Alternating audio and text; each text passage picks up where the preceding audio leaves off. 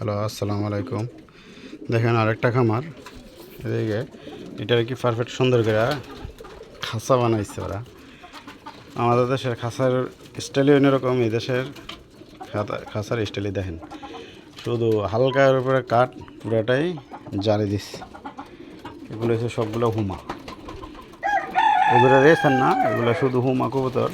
তারা এগুলা পালতেছে শুধু এই যে কুকুর পালে, কিছু কুকুরে বা চিলের বাচ্চা খাওয়ার জন্য, এর বেশি কিছুই না।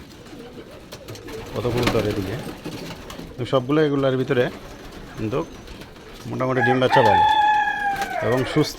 কিন্তু খানা দেখতে গেলে, ধরতে গেলে একই খানা, এই যে গমের মতন যে খানাটা, কত ধরনের গেহুই বলে নাকি আজওয়ানি বলে বলতে পারি না, এই খানাটা দেখতে সেম গমের মতো। মোটামুটি আলহামদুলিল্লাহ একটা খাবার খাই, দেখেন সবগুলো কবুতর কি সুস্থ এবং ভালো, বা ডিম বাচ্চাকেও কি সুন্দর করে করতেছে। কবুতরগুলো মাসাল্লাহ দেখতে অনেক সুন্দর লাগে, ভালো সাইজও ভালো, বিটু হুমো আছে কিছু মিক্স এদিকে।